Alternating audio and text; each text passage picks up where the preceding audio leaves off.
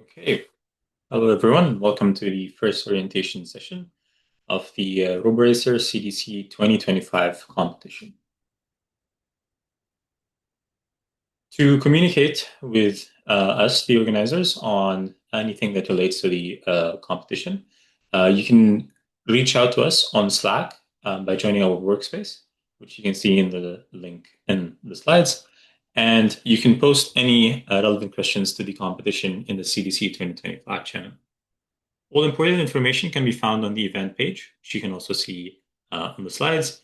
And if there's anything that's left unclear, you can always reach out to us directly on Slack or via email. The agenda for today is as follows. We'll first go through a general overview of the competition. Then we'll cover the in-person event logistics. Then we'll go over the rules and regulations for the competition. So we'll start with the general overview.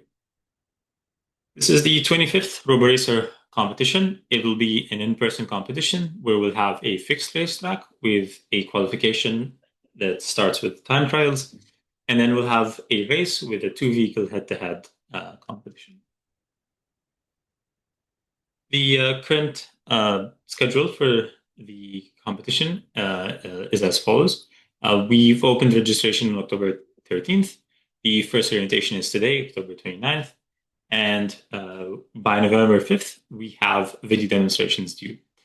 And video demonstrations are what we request from every competitor registered to compete in the competition to demonstrate that they're being at least prepared for the competition by demonstrating the car drives around the racetrack and completes at least one lap around the track. To demonstrate what a good video looks like, I've included a link of the video of a sample video submitted before, which you can click on the table that will take you to a good sample video to see as one kind of sample for what you can submit to us. And the video demonstrates the car driving around the racetrack autonomously without any human intervention and successfully completes the track in this case. This can be submitted to us either by email or by sending us a message directly on Slack. And this will be required before by November 5th, just to make sure that you're getting prepared for the competition. On November 5th, we'll also have our second orientation session. We'll go over the track setup and the track overview for the in-person competition. And we'll have more questions and answers there as well. Feel free to stop me at any point to ask any questions. I'll just continue otherwise. For the registration, all registrations are not final until we receive your video demo. So again, this is a 1-minute video of the car driving around a track autonomously, and the video can be submitted by email or Slack to myself. All competitors will need to register to CDC as attendees as well. If you're not already registered for CDC to attend the conference as an attendee, you can also register for a competition attendance, which is going to be $20 if you're not registered for CDC. If you're already registered, you don't need to register again. You can just use your full registration to attend the conference and compete in the competition. Otherwise, you'll have to be registered for CDC via the $20 fee. We require that all competitors, so all team members of a team, to be registered. So please keep that in mind to register before you go to Brazil. For the location, we will be having the competition in the same venue as the CDC 2025 conference, and that will be in the Windsor Convention Center in Rio de Janeiro in Brazil. Just to give you a sample of what you can expect the racetrack to look like. We have a video here that shows the competition from last year's CDC with tables around the track and teams racing around. And The exact map for the competition will be announced soon. We'll announce it by the next orientation session, and we'll share also an occupancy grid as a sample occupancy grid that you can use for testing out in sim before joining us in the competition. The layout of the convention center will be the layout in the convention center for the competition will be look something like this, where we have the entrance, the registration desk right at the entrance, and we have a lounge with a coffee break, and then the RoboRacer competition will happen right next to the poster sessions. So you can go around from the RoboRacer competition to attending some posters if you prefer that. And you'll have easy access to the registration desk and the coffee break as well as the entrance. This should also be quite accessible for getting the cars in and storing them overnight. But we'll communicate any further logistics if they come up over time. And we'll communicate everything on Slack as well as by emails once we have the final registrations confirmed. Any questions so far?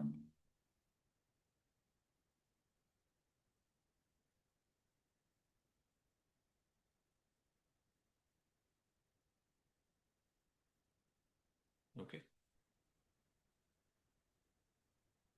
continue that. So moving on to the in-person event logistics. The competition will have three main phases. The first phase is the inspection, the practice, and the sign-in. The second will be the qualification, where we'll have, again, the inspection, a vehicle where we'll make sure that the vehicle can drive through the track and the remote emergency brake works. And then we'll go through the qualifications, where it's a test for the fastest lap around the track autonomously with just one car on the track at the time. And we'll also check for the number of consecutive laps without crashing. So if you have 20 laps without crashing, it does matter a lot in addition to the number of fastest lap. So combining the number of consecutive laps without crashing with the fastest laps, you'll get your ranking on the for the final race. And then in phase three, we'll have the head-to-head competition, where again we'll have another set of inspections. We'll have the time trials, where we'll check from the time trials that you were able to complete the lap without crashing. So at least one lap around the track without crashing autonomously is required for you to qualify from the qualification session to the head-to-head race. The second thing that we'll be requiring is a bumper on the front and back of the car, which I'll have more details about in the slides. And then we'll also check that the size matches the requirements for the competition. And then we'll have the race, where it's a standing start, starting from the same race line, starting from the same start-finish line, and seeing who can finish 10 laps first. So N laps in this case will be 10 laps before the opponent. For the in-person logistics, the schedule tentatively is as follows. On December 8th, we'll come in and we'll set up the track. On December 9th, we'll have the teams on-site registration and regulated practice sessions, where teams will come in, show their cars to register their attendance as competitors. And then we'll have regulated practice sessions, which again, I'll go through in more details in the slides. And then the next day we'll have our qualification time trials, where the registered teams will have their 10-minute qualification sessions, where they drive around the track in the fastest time possible with the most consecutive laps without crashing. And finally, on December 11th, we'll have our head-to-head tournament, and the award ceremony where we'll hand out the certificates for the winners. A sample venue layout would look something like this. This isn't a 2-scale layout, but you should expect a similar layout for the competition.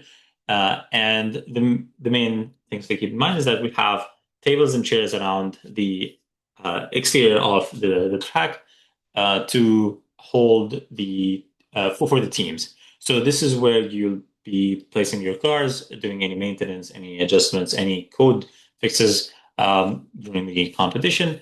And each team will have their own table with chairs so that they can modify and adjust as they see fit for the practice as well as for the qualification session. And we'll also have a separate set of tables for the organizers, where that's where we'll do the inspections as well as any stewarding that will need to be done. So enforcing the rules will be done from those tables. We'll also have tentatively a TV projector and screen where we'll be displaying the results for the race. So we'll be showing live feed of the number of consecutive laps without crashing, as well as the fastest laps around the track for the qualification. And then the head-to-head tournament will be displaying the tournament bracket, which we'll share during the competition. For the certificates, the top three teams will receive certificates, and they will be denoted as the first place, the second place, and third place. And it's one certificate per team member. So if you have five team members competing, each one of you will receive a first place certificate denoting that you've won the race in this case. And we'll also have certificates of attendance. So all teams will receive certificates of attendance, regardless of whether or not you won the race. This, of course, will be contingent on you attending the race and registering for the competition in person. And then it's one certificate again per team member. So every team member will get this certificate of attendance. Any questions so far?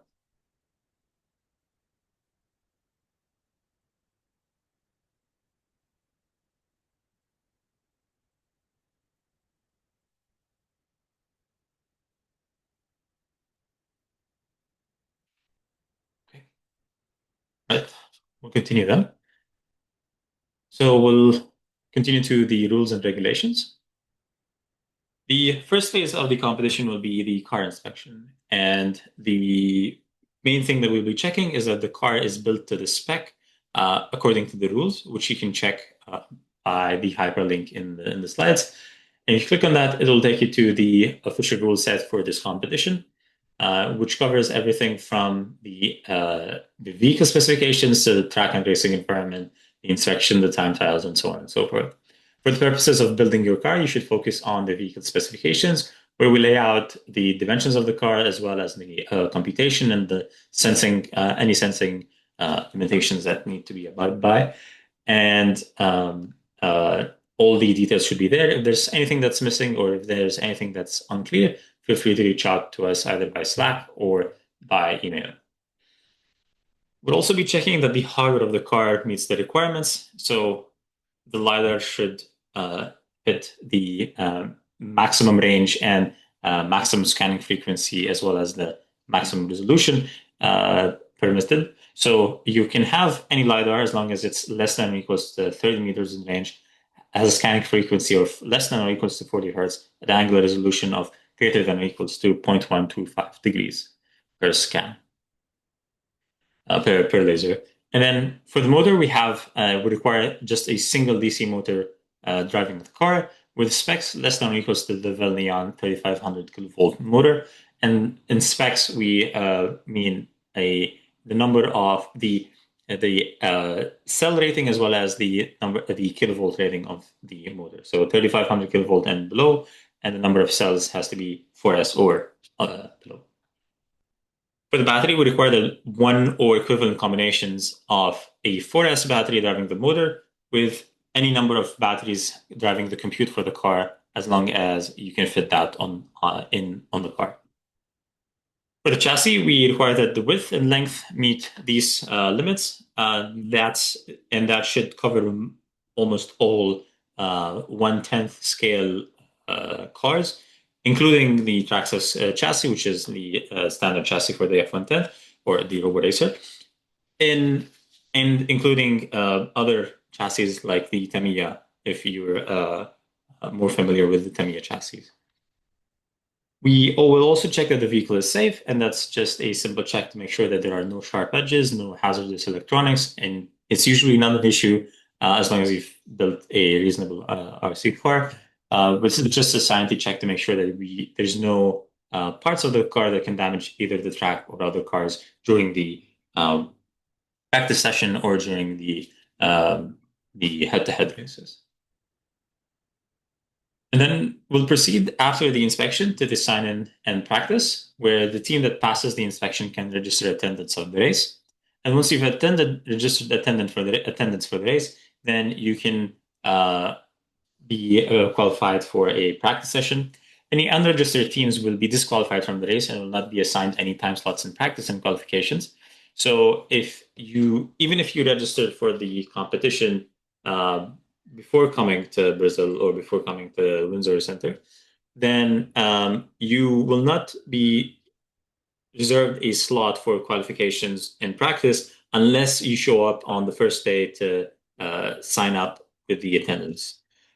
This is for us to make sure that we have enough time to set up the qualifications, but also to make sure that we can inspect the car before the qualification happens. The practice sessions will be split into two sessions. So the first one is a regulated practice session where we'll have 10 minutes of uninterrupted access to the track per team. And this will allow the teams to do any mapping, any configuration of the racetrack without any conflict with other teams. And this will give the best chance to get a clean map of the racetrack without any conflicts in terms of who gets to scan the racetrack first. The practice slots can be reserved after signing in, so we'll have a first come, first serve basis for signing up for the practice sessions.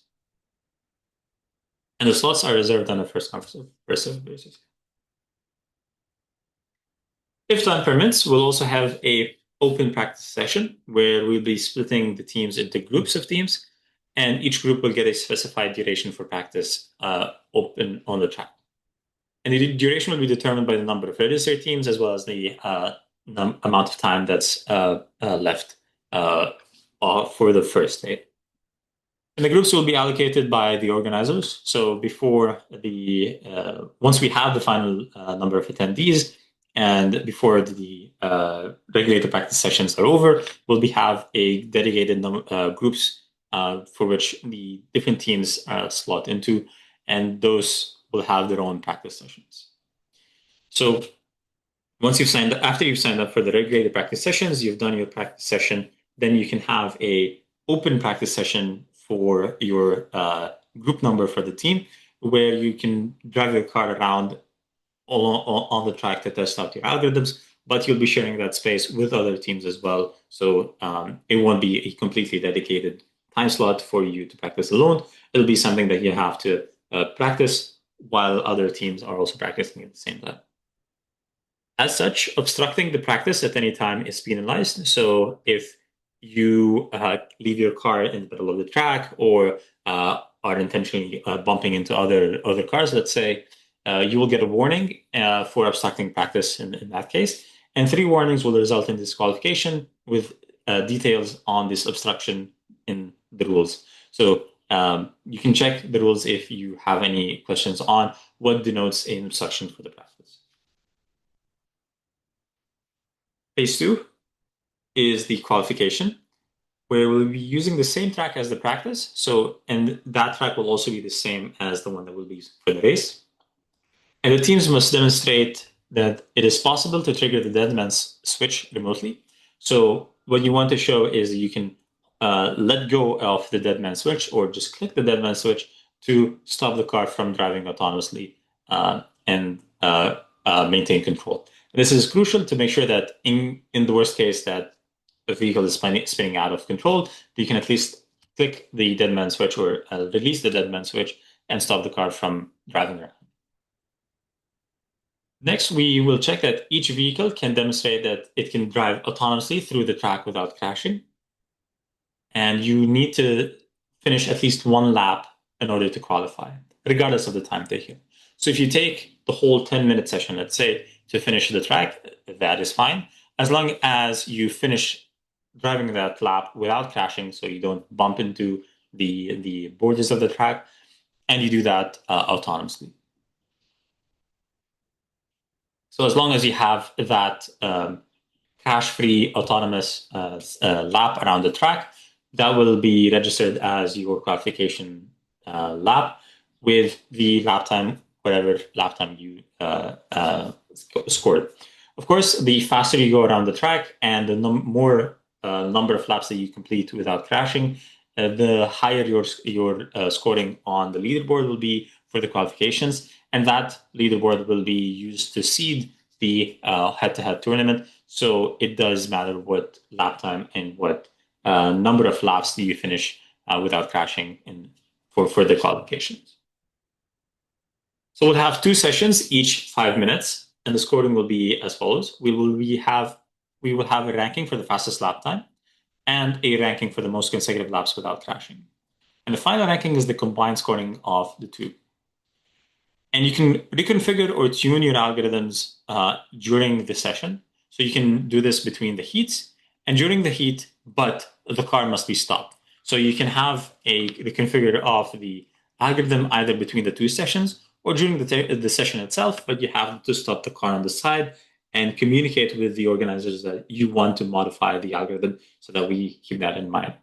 Do note that stopping the car to adjust the algorithm will not count as a crash, so you can keep your tally of the consecutive laps without crashing, but it does slow you down and it does take time to adjust the algorithm because you will have to restart to do this change. On crash, the lap count resets for the number of consecutive laps without crashing, but the timer keeps running. So you're responsible for resetting the car on the track, making sure the track is in the shape it was before crashing, and then keep on going. And the timer doesn't stop, which means that should you run out of time of the 5 minutes before you are able to recover from the crash, then you will not be able to continue racing in that case. Any questions so far?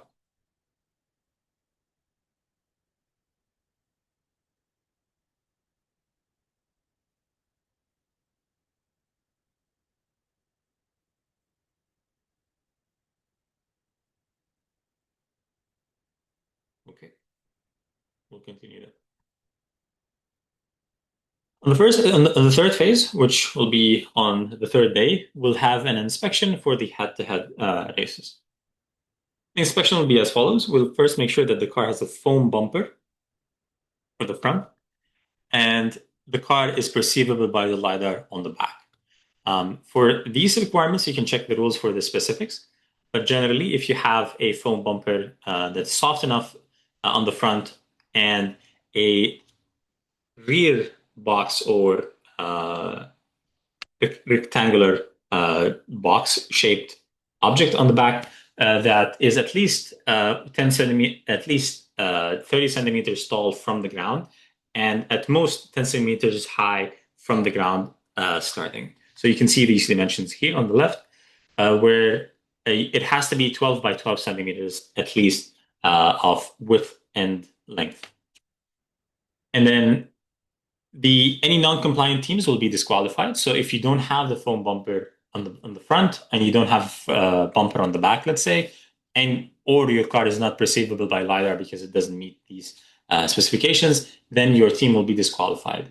You do have the day before, so during the practice session and the qualifications. So that's the 2 days before, to make sure that you can get a foam bumper and LiDAR to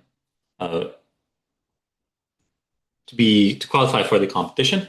But you also need these foam bumper and the box on the back so that you can compete in the open practice session. So if your team does not have these bumper and box, then you cannot compete in the open practice sessions. You can still do your regulated practice session and the time trial qualifications, but you will not be able to do your open practice session. And then the last thing that we check before we head into the head-to-head competition is that the car completed the time trials. So if your team was not able to complete the time trials, so that's one lap around the track without crashing and completely autonomous, then you will not be qualifying to the head-to-head race. So that will result in you being out of the competition for the rest of the competition. For the race, we'll have two cars on the track, sorry. And it's this should be a single. So this is a single elimination tournament. So we'll have a single elimination tournament seeded by the qualification results. And it's going to be first to finish 10 laps, tentatively. And there will be no configuration allowed during the race except after a crash. So let's say your car is driving around the track and you crash with the borders of the track or with another car, let's say, then you will have to, and you think you need to change the algorithm to be able to avoid crashing the next time, then you can set the car on the side, adjust the algorithm, and then once you're done, you can keep going. But you cannot do the reconfiguration unless you've crashed and unless it's to avoid the crash the other time. You cannot adjust your code for a speed up if that is just the goal of the reconfiguration.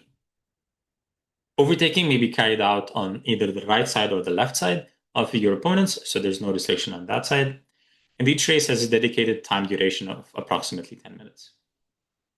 The race starts when both teams are ready and timekeeping has been tested. So we'll be making sure that the timekeeping for the race is tested for each of the cars to make sure that they're picked up by the timekeeping system and the race is ready to be timed. If a team fails to show up within a reasonable time, they are disqualified, and we'll be specifying the time for showing up to the race in the rules.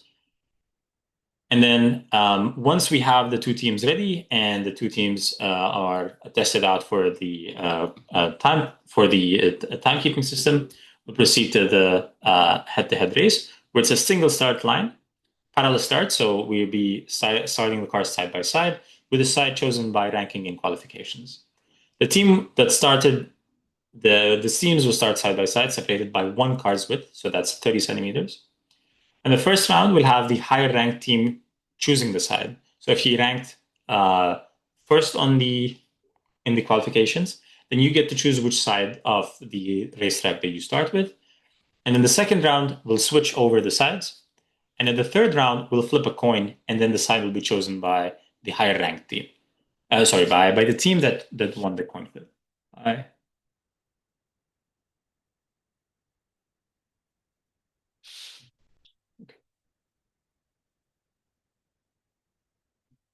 And then the starting points will be marked for consistency between races. So we'll be marking these locations before the start of the qualification session to make sure that these starting points are clearly communicated and are fixed between the races for the head-to-head race.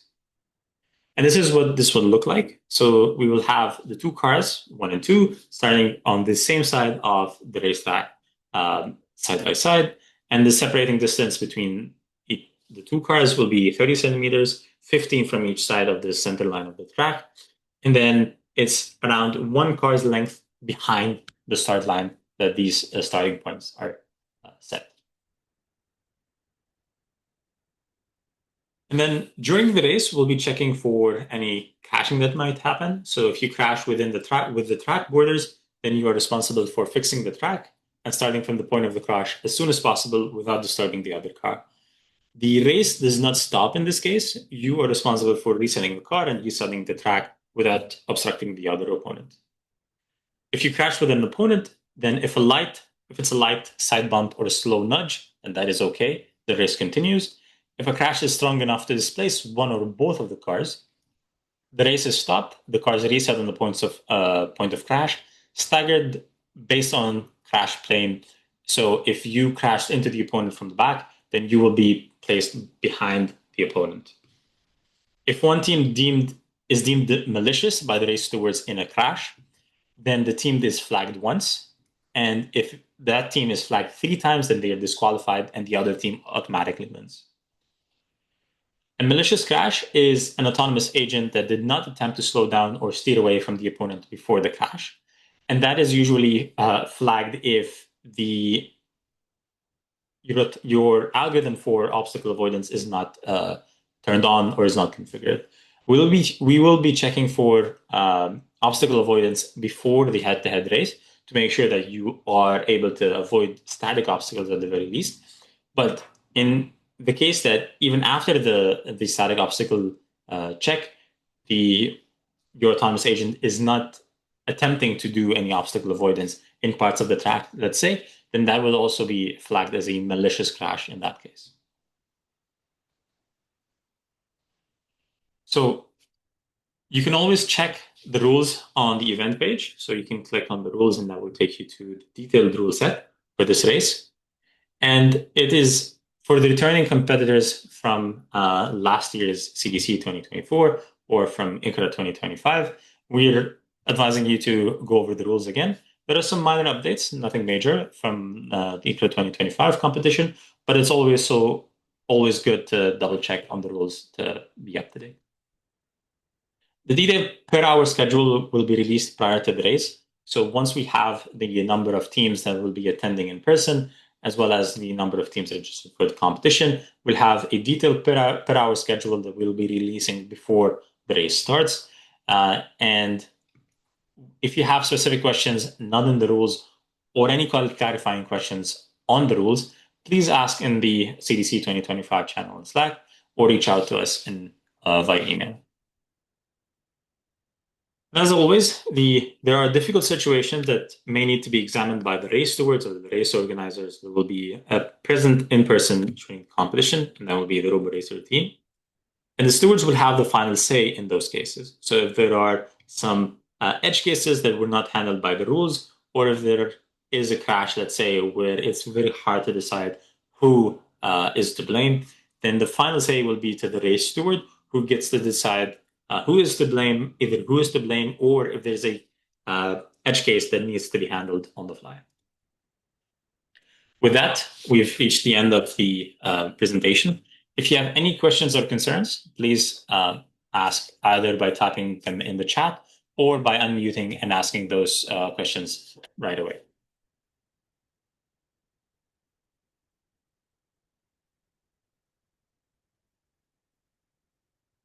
We have around 20 minutes left, so I'll be staying for any questions. So feel free to unmute or to type in your questions in the chat.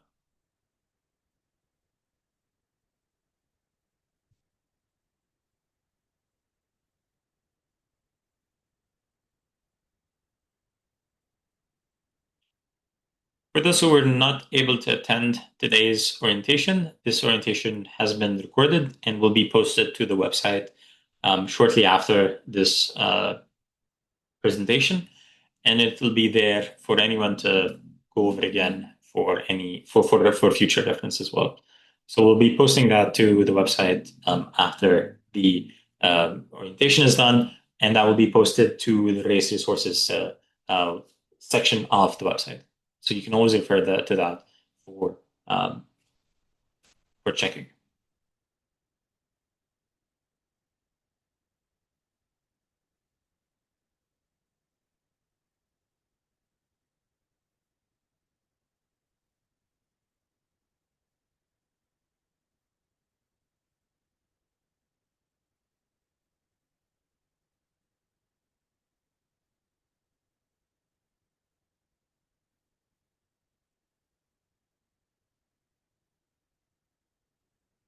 Okay.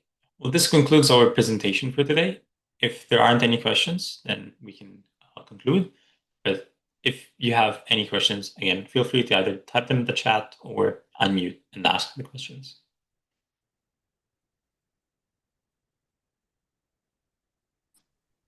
Hello, I just had one question. Yeah. One quick question. In the website you showed previously regarding the rules, especially the car specifications. Mm-hmm. If I was not mistaken, there were different dimensions than in your slides right now. So Yes. Which ones are the correct ones? That is correct. The rule set for the website will be updated to match the one Okay. that was just shown in the slides today. So the ones in the slides will be the ones that will be following for the competition, and they're more relaxed compared to the ones in the website. So a larger span of the cars are permitted for this race. Okay, thank you. Mm-hmm. You're welcome.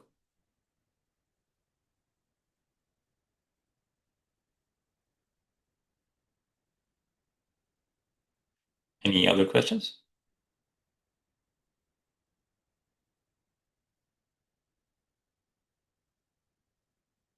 Right. with that, the presentation for the day is concluded, and we'll see you in a week for orientation 2. Thank you.